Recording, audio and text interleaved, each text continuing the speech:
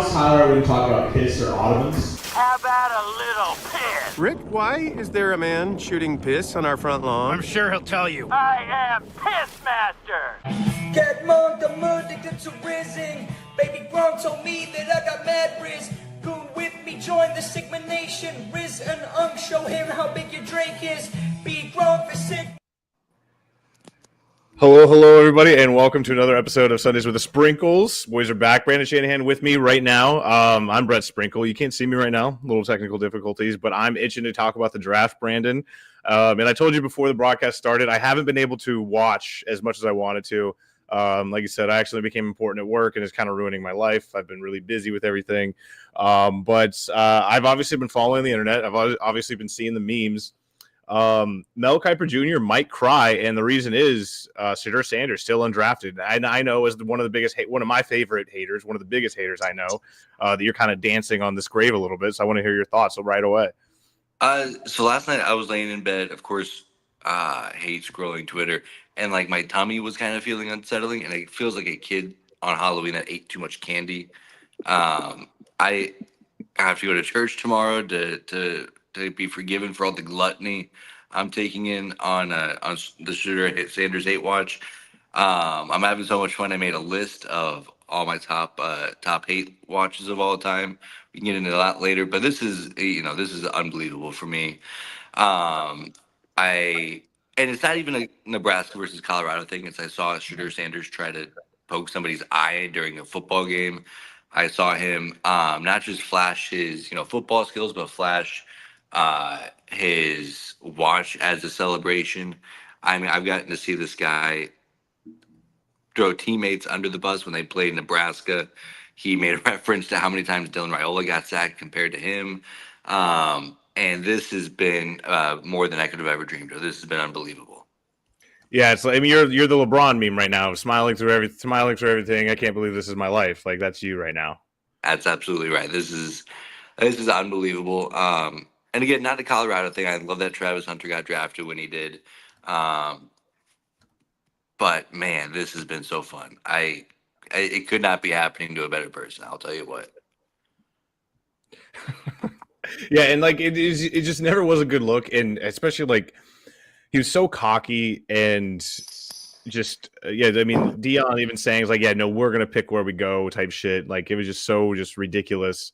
Kind of the pre-draft stuff, but like he was always projected to go top 5. Like he was. I mean, this was a bad quarterback class, so like SHEDUR Sanders to me was never a great quarterback, but this was like kind of a great class for him to enter into because somebody might take a chance on him.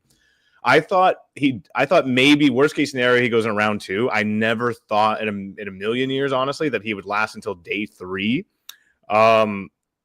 But maybe it's good for him, like puts a chip on his shoulder. Now there's like not as much pressure, not as much expectations. He's going to go somewhere where he's going to be a backup, won't have to start right away, and he gets to learn.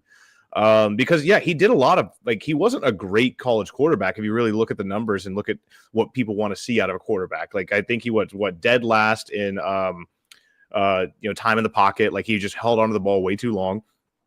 There was another stat he was in, like where he was just like his numbers were just not that great as far as like he took the most sacks in the country.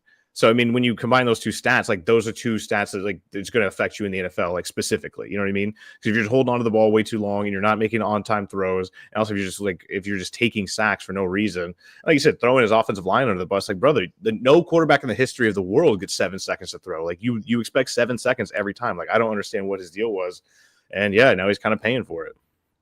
Yeah, and it's kind of this perfect storm where there's 4 or 5 teams that needed a quarterback who could start day 1. And that's, where we all thought SHEDUR was going to go. But it seems like all those teams fucking hated talking to him. So now that they're out, it's like, who is that market? Because, I mean, we've seen this time before. What kind of investment are you going to make in a backup quarterback with the kind of media attention that he brings? And I don't know where the fit is now. But I also do want to mention, as an absolute S-tier SHEDUR Sanders hater, I am a bit nervous because there is a world. Because I mean, you watch him play football, you see a good quarterback, and you see a lot of things that translate. But then you see the the entitlement and the overconfidence and the throwing teammates under the bus and all that stuff. I mean, this kind of feels like the meteor crashing that could, I would imagine, humble somebody like that to the point Yeah. where, I don't know, maybe he does lock in, maybe he does get to spend some time around Tom Brady, and this could be the beginning of his villain origin story. That would be a bummer. Because really, Yeah. what I was hoping for is I was hoping he would go to Cleveland and be, the average Cleveland quarterback over the last 20 years, or just go to a disastrous place where he's going to start day one, and it is going to be a disaster. This is probably the best case scenario for him as a future pro, which it does make me a bit nervous. Yeah, and actually, to your point, that I woke up today as like I kind of have a feel like I woke up today feeling like SHEDUR Sanders is going to be a Raider before the end of this day. It just kind I of would just be feels that shocked if way. it was anywhere else. Like, because I even looked at their start. I even looked at their depth charts. Like, who do they have? How have they not taken a quarterback yet? It's still fucking Aiden O'Connell. So like, that's pretty much all they have. So they're in the market for a QB. And yeah, you're right. Like, I couldn't see him going anywhere else. Las Vegas, him and Ashton Genty just running it down the Broncos' throats for the next 10, 15 fucking years. That would suck ass. But there's another thing. So, like I said, I haven't been able to pay attention. But the one thing I've seen online is like the stark contrast between the two broadcasts between ESPN and NFL Network. And I've always preferred NFL Network. That I feel like they've always been the better broadcast. ESPN, though, has just been absolutely ridiculous, especially with this SHEDUR Sanders thing. Like, they're talking like league collusion, league conspiracy. He's like, no, dude, the guy just like, nobody wants to waste that draft capital on a guy like that right now. The draft class isn't that good. Some teams are punting, maybe wait until next year. It's like they're like, but in NFL Network is just, kind of just giving the facts, providing the context for why this is happening. ESPN straight going scorched earth. It's like, no, there's something going on here. This is absolutely ridiculous. Mel Kiper might literally have a fucking conniption if he lasts around 5. Yeah, I mean, it's exactly what you would expect out of these two networks. You have the NFL Network, who, I don't know, has been. I mean, they're owned by the league. They're owned by the league. Yeah, they're owned by the league. They're going to put on like the best, most analytic journalists. And then ESPN is just trying to create clips on social media, trying to get engagement on Twitter. So they're just going to start spewing out hot takes one way or the other. And this is the Pat McAfee effect. And I like Pat McAfee, but this is kind of what ESPN's turning into as a whole. The first take, debate clips, like all of it's all a disaster, and we're seeing it actually unfold in real time. Yeah, it's been absolutely it's just been wild just seeing the difference in the broadcast has been crazy. So catch me up on the draft. Like what has been the shocking things? Like what do you think about the Broncos draft strategy? What do you think about other teams' draft strategies? What has stood out to you in the first few days of the draft? I think it's been fun. I mean, I was really locked in on the first round, and the kind of consensus was this isn't going how anybody thought it was going to go. Yeah. And in any way, shape, or form from any team. But that's kind of been the theme of this draft. I think there's been a lot of consensus at the very top tier of the draft was very good, and then it all kind of just blends together between like pick 10 and pick 50. And the Broncos, I feel like, have taken great advantage of that. They got Barron, probably one of the best cornerbacks in college football over the last year. A lot of Broncos fans are upset about it because there wasn't a whole lot of buzz about him, and there wasn't a whole lot of predictions. And Darren McKee from Altitude said that it felt like a panic pick. And the reason why there was no buzz with him going to Denver is because there was never a mock draft that had him getting to 20. So it's kind of one of those things where it's like, okay, well, yeah, we probably need a quarterback, and yeah, Justin Fields is there, but also Pat Surtain the second has dropped to us for some ungodly reason. We're not going to pass that up.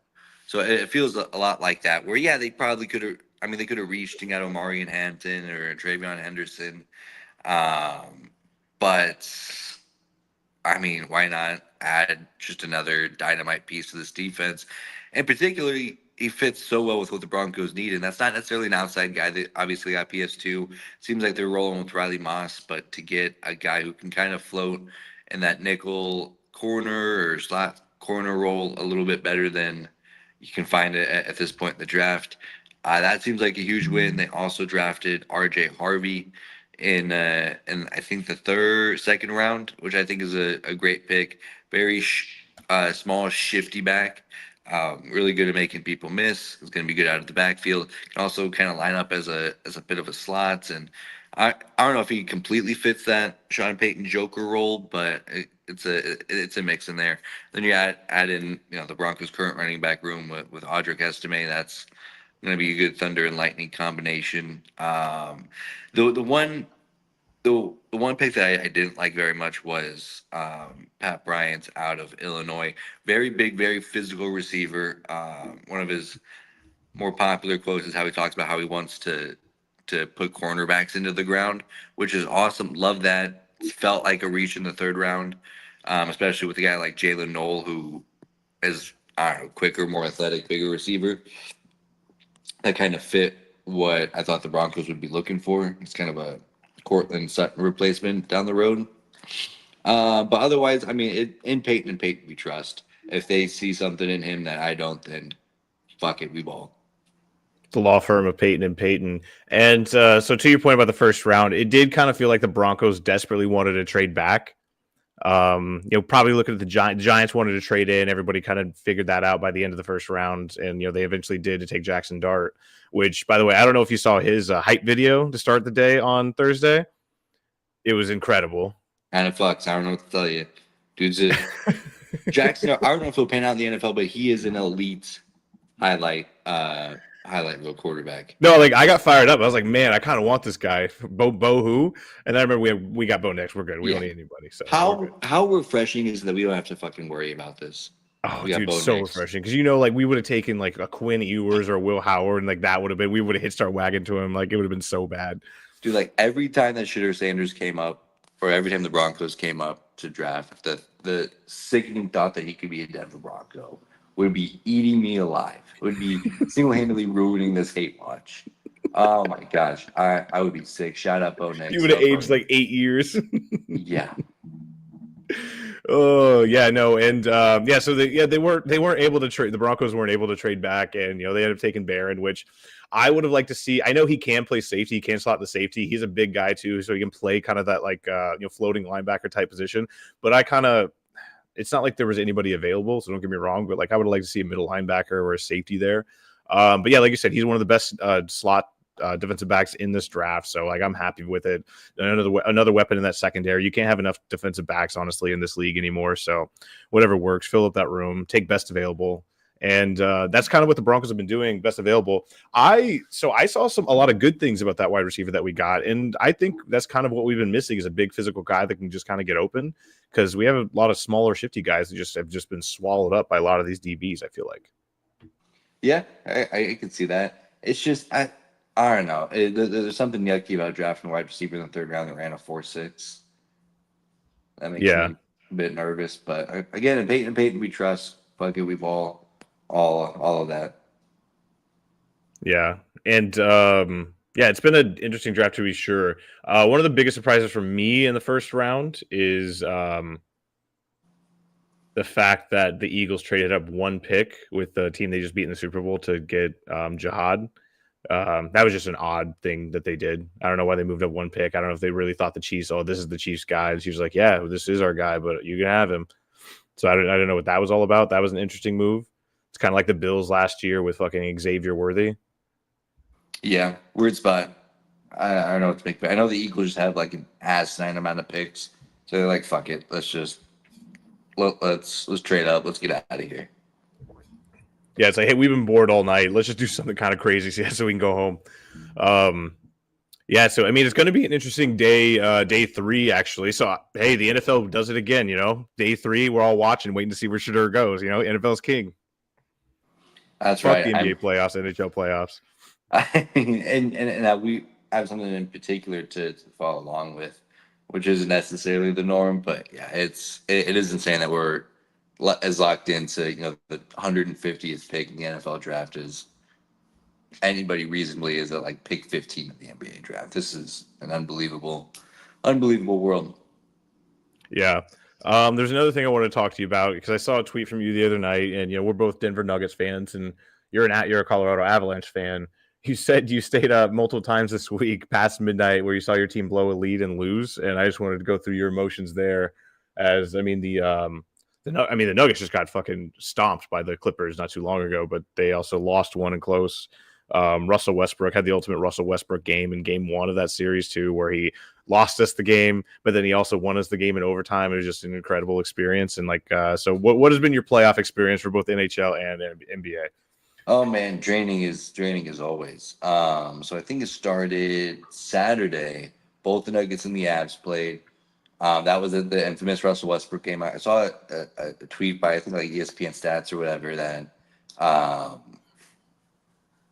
that nobody has had as many field goals made in the final 2 minutes where it took your team from losing to leading than Russell Westbrook did in game one.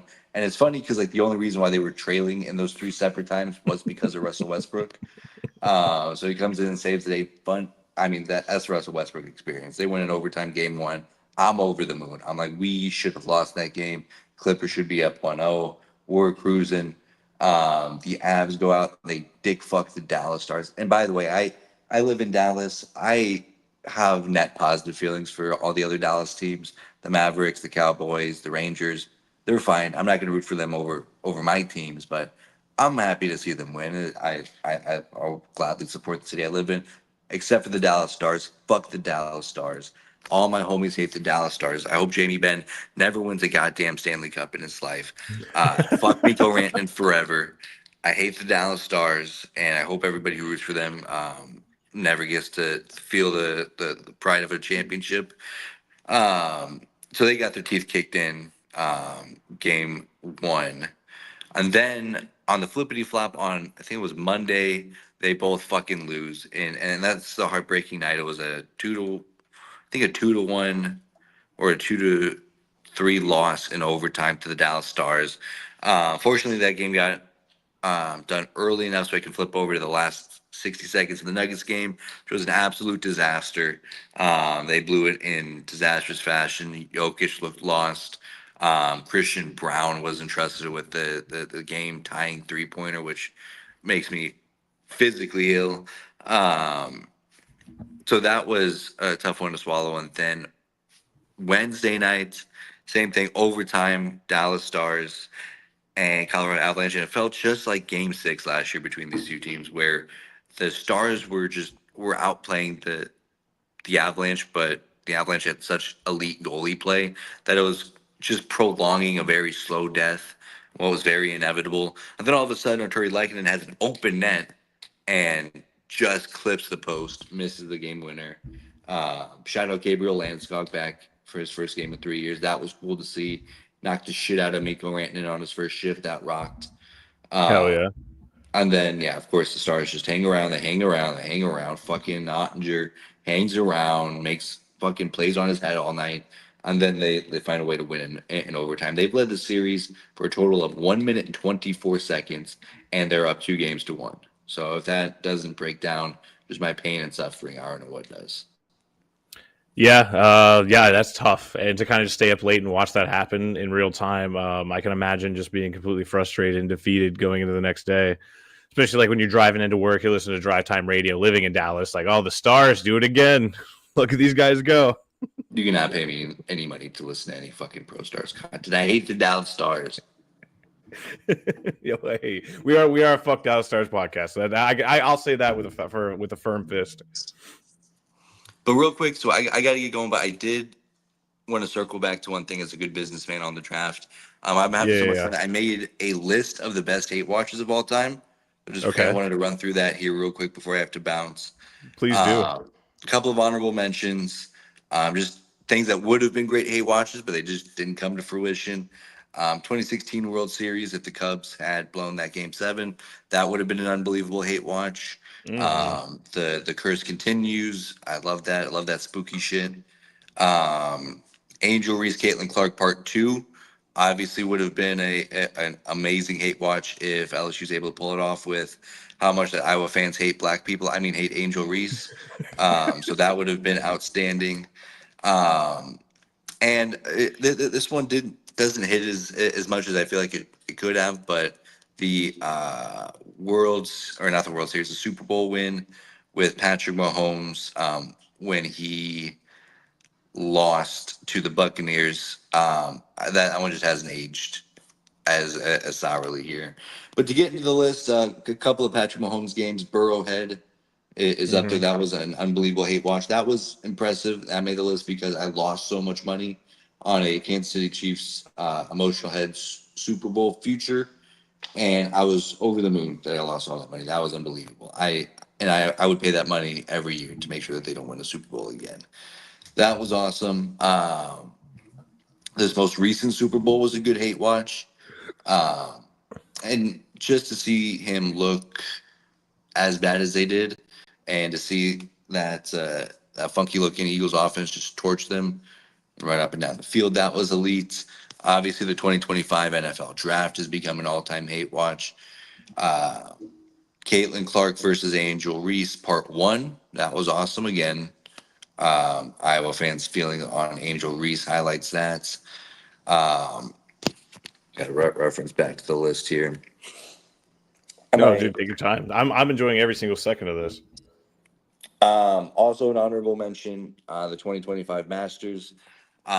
Same kind of band for the Cubs. I don't hate the Cubs per se, but I love a heartbreaking story, and Rory not getting a Masters win in 10, or a major win in 10 years, not having a Masters, and still waiting for that final leg of the Grand Slam. That all would have rocked if he had blown that, but he unfortunately And he almost did. He sure tried. He did his best. He was like 2 or 3 unworldly, unbelievable golf shots away from blowing that, which would have absolutely been on the list. Roy does make the list with the 2024 U.S. Open, where he did in fact blow it. Bryson DeChambeau, of all people, come in and snatch it from him. Well, elite stuff there. Dawn Staley winning her 3rd national championship. That was obviously a good hate watch for the yeah, I bet it was. Shout out the Gamecocks, huge South Carolina women's basketball fan. Such a cockhead. Literally. Here. 3 more. I spent a lot of time on this list in case you're curious. 3 more. Last, Caden Proctor leaving and transferring to Alabama. That was a good hate watch to see that unfold. It sucks that you can't see my face through all this. I'm just shaking my head every time you bring up, like, when you subtly diss Iowa. You're not even bringing up Iowa's name to diss Iowa. No. Well, so Iowa State in the Cyhawk game, honorable mention. That one just didn't hit as much because that's how it should be. But we've all last one, or not last one. Luka beating the Suns in Game 7 a few years ago. Fuck Devin Booker. Fuck the Suns. That was awesome to see them blow in disastrous fashion. Chris Paul hits a huge 3 to bring the game back to 42 that game. Unbelievable. And last one, and I feel like Tennessee gets a stray here, but Tennessee in their CFP debut, that one I wanted to highlight particularly because it was the conference as a whole that I got to hate watch in the SEC. That was awesome. SEC just happened to be the face of that hate watch. So Tennessee catches a stray there. I'm sorry, Tennessee. I don't necessarily hate Tennessee, but that was them getting. You just hate their conference and everything they stand for. Yeah, unbelievable. So is this your year now that I think about it? Because like you took SEC down single-handedly. SHEDUR Sanders, day 3 draft pick. Help me out here. I mean, Nebraska getting better. I'm sorry. Maybe he's a day 3 draft pick. We don't know yet. Oh yeah, true. It's like actually. So this might be your year.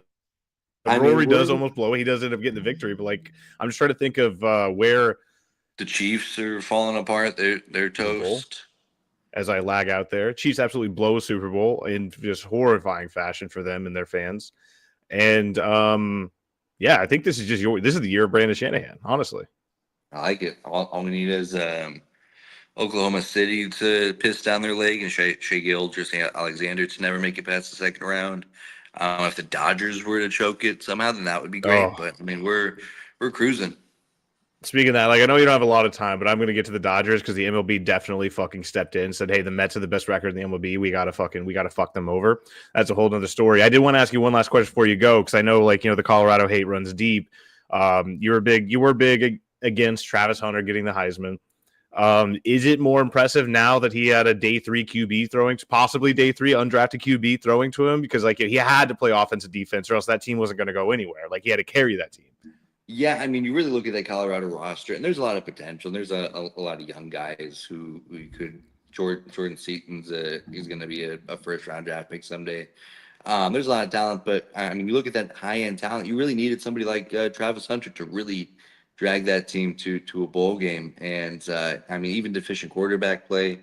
You got to think if they had hit the transfer portal and got someone like Tyler Shuck or Dylan Gabriel, maybe Colorado's really fighting for a CFP spot at the end of the year. But shout out Travis Hunter making the best out of a bad situation. Yeah, and poor Dylan Gabriel, like that was the moment when he got drafted by the Browns. Like everyone was like, "Hey, hold on, there's something fishy going on here." I mean, he really got it the worst because not only is, I mean, nobody going to talk about him getting drafted without mentioning SHEDUR Sanders, but he also goes to that doomsday spot that I was hoping SHEDUR would end up in Cleveland. Mm-hmm. So it is very funny that the Cleveland Browns, notoriously for having bad taste in quarterbacks, passed on SHEDUR Sanders 5 times. And then just to end up drafting Dylan Gabriel. Unbelievable. Yeah, who famously is quoted as saying, he's like, "Yeah, where do you play your best football?" It's like anywhere warm. He just goes to the coldest place on earth. I mean, I love Dylan Gabriel, but that's a tough fit.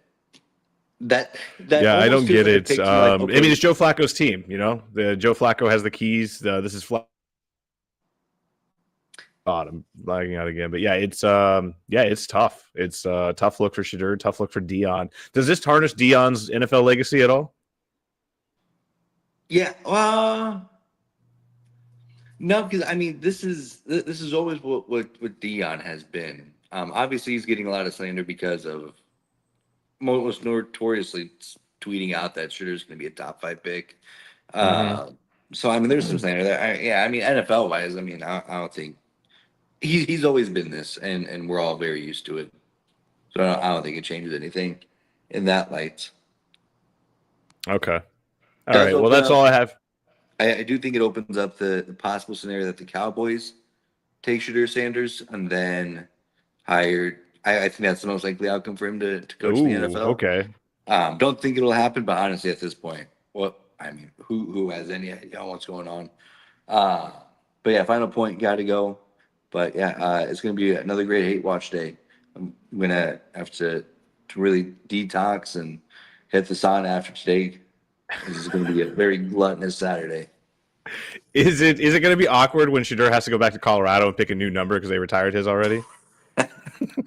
I mean, Brett McMurphy pointed out that the 5 quarterbacks who have been taken, not 1 but 2, not 3, not 4, but 5, none of them have had their number retired. So.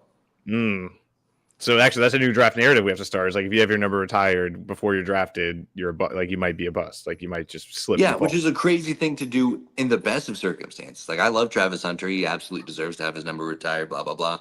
Doing it like 3 weeks after he left is crazy. Yes, dude. Like in the spring game, like they couldn't wait till the fucking season started. At least like there's nobody at the spring game. Yeah, all right, that was crazy. In the best of circumstances, and of course, SHEDUR Sanders, who led them to a whopping 13-12 record in his time there, when there's not a single Colorado Buffalo from the 1990 National Championship team who has their number retired. Yeah, dude. That's insane to me too. Well, both SHEDUR and Shiloh are going to look really good playing in the Canadian Football League. They'll probably get to play on the same team now, so that's cool. That'll be great. They get to. When Dion was talking about them picking their spots, they were talking about the CFL. I didn't see that. It was like Calgary Stampede, buddy. I was like, I'm gonna pick where I want to go, and somebody just did a map of Canada and said, "Yeah, pick wherever, buddy." All right, buddy. I'll let you go. Have a good one. Enjoy your day. You earned it. Well, I'm going to stick around and talk about the Mets for a little bit. If you're just joining us, I'm having technical difficulties with my camera, which kind of sucks ass, but it is what it is. I do want to talk about the Mets. The Mets have been fucking hot so far this year. Best record in the MLB, just been absolutely insane. and Francisco Lindor hitting the crap out of the ball. Pete Alonso, I think he might just be a 350 hitter. Everyone's talking about like, oh no, Pete Alonso, he only hit 220 last year, only hit 30 home runs, whatever. It's like, no, he's a 350 hitter now, career 350. I expect nothing less, nothing more out of him. Just absolutely hitting the cover off the ball. Juan Soto, I'm not worried about Juan Soto. However, I am starting to get frustrated because there's a couple spots where there was one in particular. It was the last game of the Philadelphia Phillies series on Wednesday. Runner on first, no outs. It was a tie game, 2-0 count. Juan Soto gets a fastball right down the fucking middle and just completely whiffs. And I don't know. Whenever my all-world hitter, the guy who's very much reported to be one of the best hitters in baseball and could possibly be one of the best hitters in baseball history, kind of just whiffs like that on a pitch like that, you start to get, you feel a little deflated. You feel like a little out of it. It's like, oh, I don't know what's going on. Like, why is this happening to me? This is supposed to be a lot more fun than it is now. And I do believe it is going to get a lot more fun. He is going to pick it up. He's going to figure it out. I'm not worried about that. But it's just like I'm just the kid with a stick, just poking him. It's like, come on, do something. The Mets pitching staff has been absolutely incredible. And like I said, they had the best record in MLB going into yesterday. And the ESPN Power Ranking still had the Mets third, Dodgers first. So it's very much still a Dodgers league. And the MLB knew that. So what they did was they had their umpires kind of step in and say, hey, this can't happen. We still need the Dodgers to be number one. We need the Dodgers to have the best record in the MLB. So we're going to go ahead and I don't want to say rig the game, but yeah, rig the game because there was a part where Mets had runners on first and second, no outs in the inning. Jesse Winker hits one right to the first baseman. It clearly bounces before it hits the first baseman's glove. So it hits the ground. The first baseman traps it on the ground, but the umpire calls it a catch. The first base umpire calls it a catch, and it starts a triple play. And apparently that's not a reviewable play, which I don't understand the point of having review if it's not a reviewable play. I want to go ahead and show this right here because it's absolutely preposterous that this happened to anybody, let alone my favorite team. So here's the play in question. Jesse Winker lines it straight to the first baseman. First baseman snatches it with the glove. You see the first base umpire signaling out. So they throw it to second. Get the force at second, get the force at first, nobody's back, and it's all three outs. Runners are confused automatically because the second base umpire called the runner at second safe, but the first base umpire calls him out. Jesse Winker, he's incensed, he's upset, and everyone's trying to figure out what the hell is going on. And if you clearly watch the replay, you could see that it was trapped on the ground. Carlos Mendoza, the Mets manager, doesn't understand what the hell is happening. How does that happen? How did nobody see that ball hit the ground? Because it happened fast, don't get me wrong, but in real time, you could see like there was a reasonable like belief that it hit the ground. The umpires never got together, and we're going to see it close up right here. Clearly hits the ground, dirt flies, and everything. So that's a ground ball. So yeah, they have a chance to get two, definitely not three. And it confused everybody. They called everybody safe, and then all of a sudden they called everybody out. So there was no chance for the runners to go back, and they didn't meet up. They didn't talk to anybody. So that's big MLB stepping in, trying to put the Mets down, the little Mets. Us and all of our $330 million payroll. Juan Soto committed a tough error that led to a triple that basically led to the Washington Nationals winning the game. So that blows a 7-game winning streak. Whatever, it's fine. I'm still expecting big things from this series, big things from the boy. I do think this is the series that Juan Soto gets kind of comes out of his slump, although like I would like to see him catch that ball on the warning track that he dropped. That was tough to watch. I didn't like seeing that at all. But yeah, that's my piece about the Mets. I just had to go ahead and say something. Give credit to the boys. Francisco Lindor, I love him to death. I'd die for him. The Mets pitching staff is looking great. Tyler McGill, I said it 2.5 years ago. I said, wow, hey, the way Tyler McGill looks on the mound, he looks kind of Scherzer-esque. That was back when Scherzer was on the team. I felt like he was kind of mentoring him. He looked good, whatever. Now it's he's finally coming into that form because he started sucking ass almost immediately after I said that. But now the take comes to fruition. It grew. The take grew, and that was a big, beautiful tree. Tyler McGill, one of the best pitchers on this pitching staff. Kodai Senga's the ace we always knew he was. And David Stearns just does it again. Guy's an OG, triple OG. I love him to death. And I really like everything that's going on in Queens right now. And I think it's going to be even better moving forward. Because once Juan Soto gets hot, like I don't think there's anybody that can stop this team. Yeah, there's going to be regression. Yeah, we're not going to play this well all the time, and we saw it last night. Like we got beat by the fucking Nationals. But they're a young, scrappy team. They're not gonna be a laughing stock this year. They're not gonna win a ton of games, but they'll be in almost every single game. So that's a team definitely on the rise. Atlanta Braves, dumpster of a franchise. Spencer Strider back on the IL. Couldn't happen to a better team. The Philadelphia Phillies, that's little brother. That's little bro in the NL East. The Mets just beat their ass every time they see him. They're afraid of the Mets, honestly. Bryce Harper, he can't hit against the Mets. Nick Castellanos, they tried to tell me that when the Pope passed away on Monday that Nick Castellanos was going to hit a home run. That brother went 0 for the entire fucking series. So get out of my face with that bullshit. I'm really excited. I'm starting to feel things way too early in April, but I'm only human. I only have so much love to go around, and right now all of my love is towards the New York Mets. Day 3 of the draft today. SHEDUR Sanders watch. Actually, it's more of a Mel Kiper watch because I just want to see the Mel Kiper meltdown. I just want to see what he was saying to him, like when he was talking to himself, eating pumpkin pie in his hotel room last night. I just want to hear what he was saying and kind of the conversation he had with himself.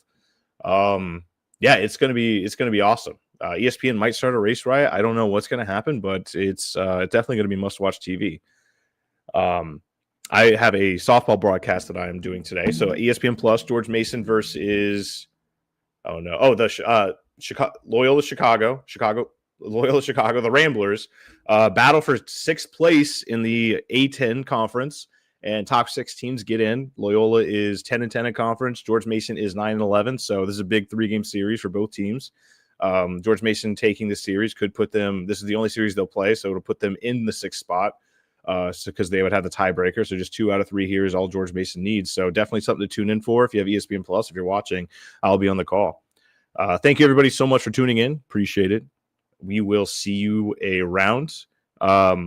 Might be recording on a different day next week and moving forward. I joined a softball league, so my life is just softball now. I'm the softball guy. I got softball coming out of my fingers, but again, appreciate you guys listening. Always awesome to see everybody tuning in, even when we have to take a few weeks off due to scheduling conflicts or just work in general.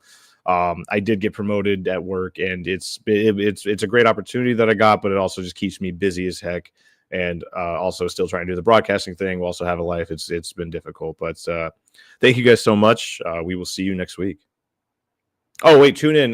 Sun Valley Sports Media on YouTube, Sun Valley Sports Media on Twitch now. We got a Twitch stream, and also at Shan the Man on X.com, the Everything app. Appreciate it. Peace. Big man blast stories, big man blast stories, big man blast stories, big man blast stories, big man blast stories, big man blast stories, big